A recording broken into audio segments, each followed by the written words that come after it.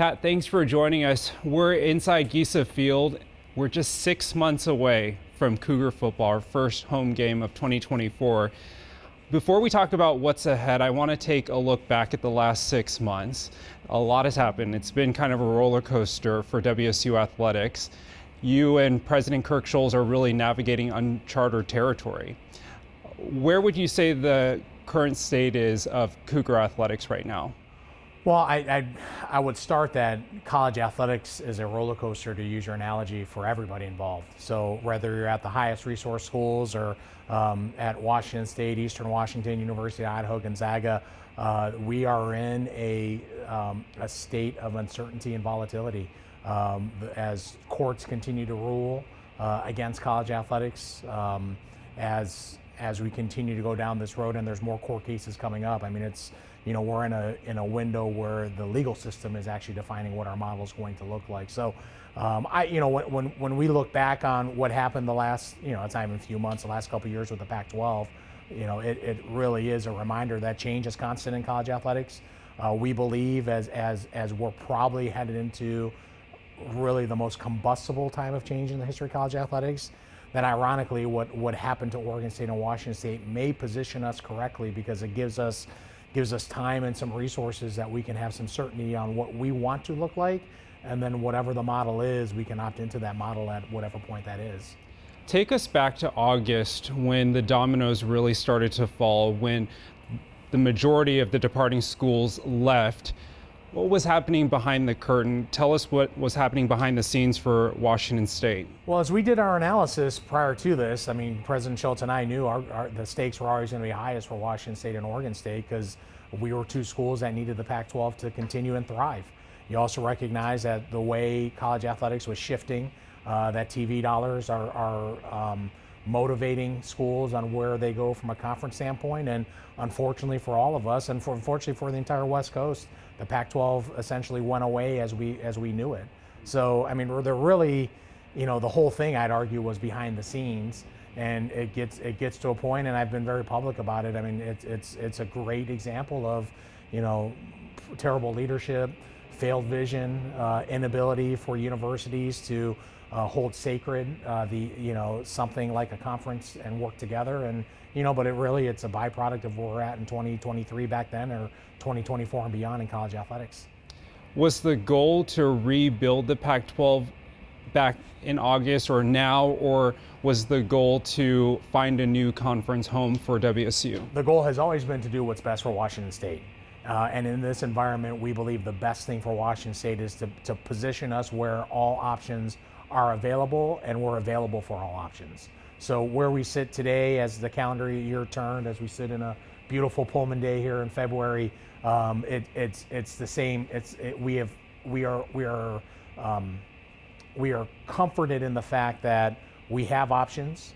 We are available for options if they come on the horizon, and we have this 2-year grace period from the NCAA that allows us to keep the Pac-12 banner going. So there's a time deadline on when we have to make decisions, but ultimately we're in a position that, we have, time's our ally right now. It'll be an enemy at a certain point, but also with the understanding that college athletics is in a continuing state of change. For the last season, you go to a football game here and you saw a lot of love between the Cougs and the Beavs. Yeah. Where did that come from? How did that relationship form? Because it didn't seem like it was always that way. Yeah, well, I think it's one. I think when you look, the two schools are structured the same in terms of they're both land grant institutions in their respective states. I think beyond that, once the Pac-12 unraveled, I mean, it was clear the values of both institutions aligned. But it's also, you have two highly competitive athletic programs, and on the football field, at least when we played last year, it was two top 25 programs. So, it's great to have a partner. I know firsthand, and trying to come up with creative solutions for the problems that are in front of us. It's good to have partners that have as much at stake with all these decisions. And if anything, we're fortunate to have Oregon State to at least step along this path with us. In terms of talking about long-term, what do you think the long-term plan is for the Pac-12? We'll see. Like I said, all options are on the table. We got a lot of work to do really these next couple months to figure out what the short-term viability of the Pac-12 is, which ultimately impacts the long-term viability. But like I said, our goal was to make sure that we have options, that we're available for other options if they were to come to forefront, and we'll be able to make some decisions at a certain point. Now I want to talk about the partnership with the Mountain West and the WCC. Does it almost feel like speed dating in a way? Does it feel like you're kind of sampling things out to see what fits? Or tell us more about that. I haven't heard that analogy about speed dating, so that's a good one.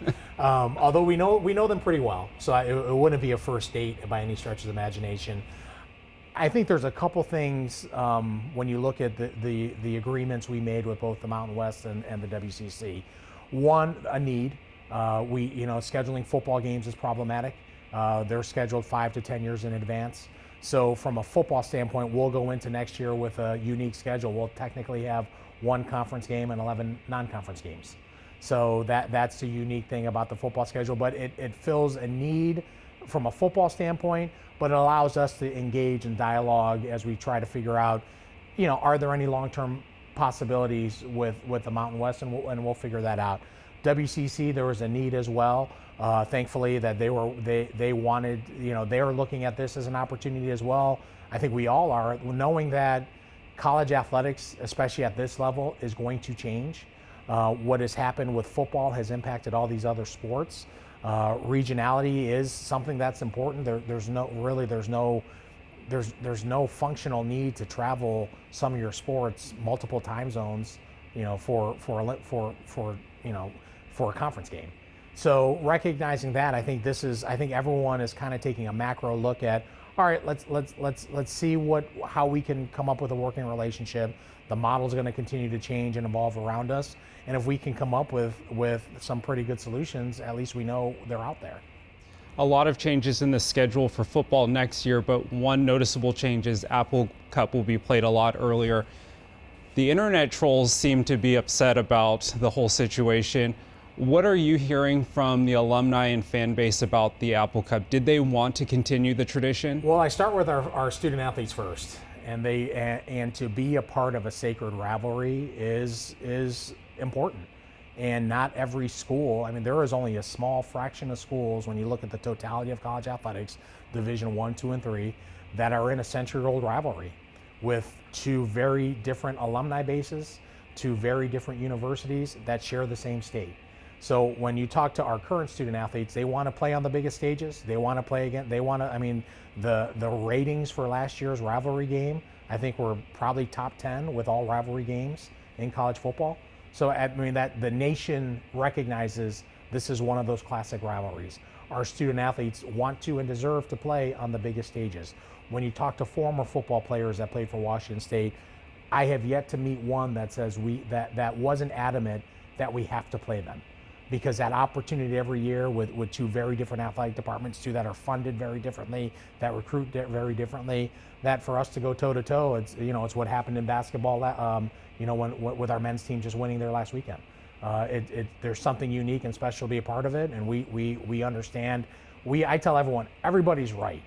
I fully understand the hostility toward UW. There may be, I would put myself in that category with all the hostility toward UW. But that's one reason not to play them.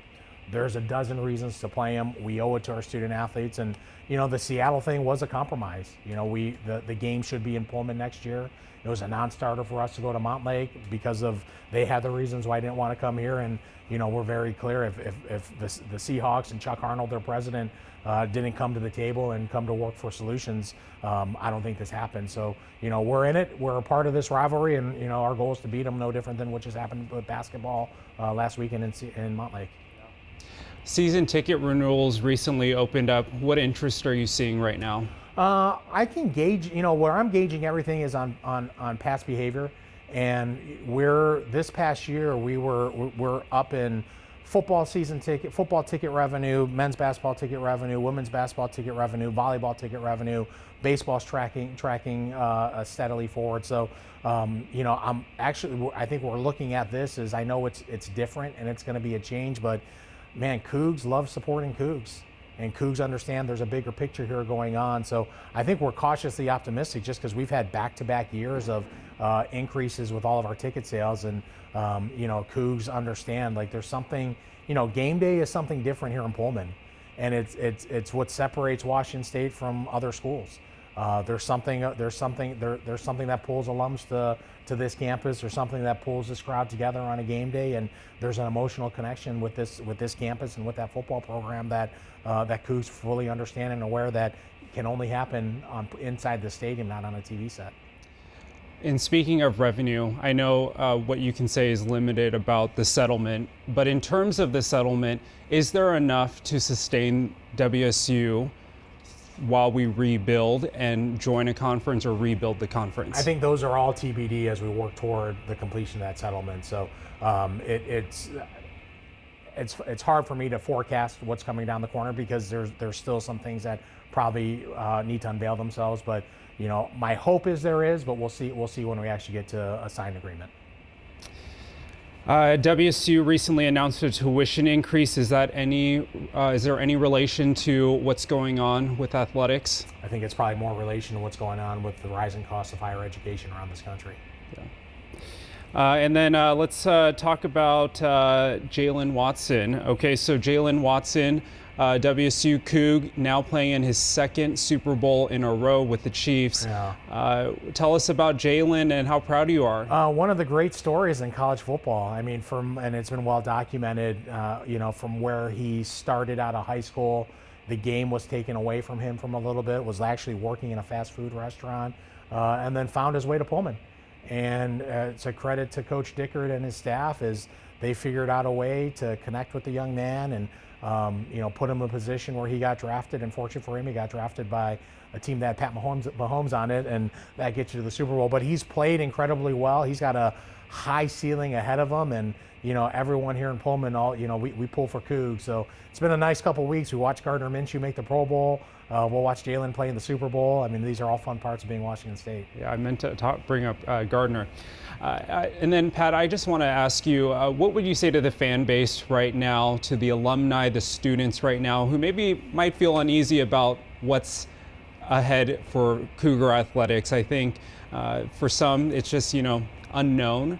And so what would you say to the fan base right now? In my time here, in my 6 years here, I don't know if I've ever been a part of a more unstoppable force than unified Cougs.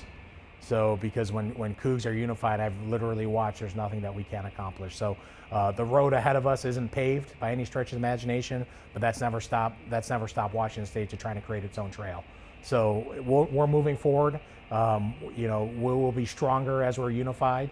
But at least all the feedback we've been getting, especially the last few months, is there's a lot of faith in Washington State. Obviously, President Schultz leading us has been incredible to watch from where I sit, and we will go forward and we'll continue to have an athletic program that competes at the highest levels.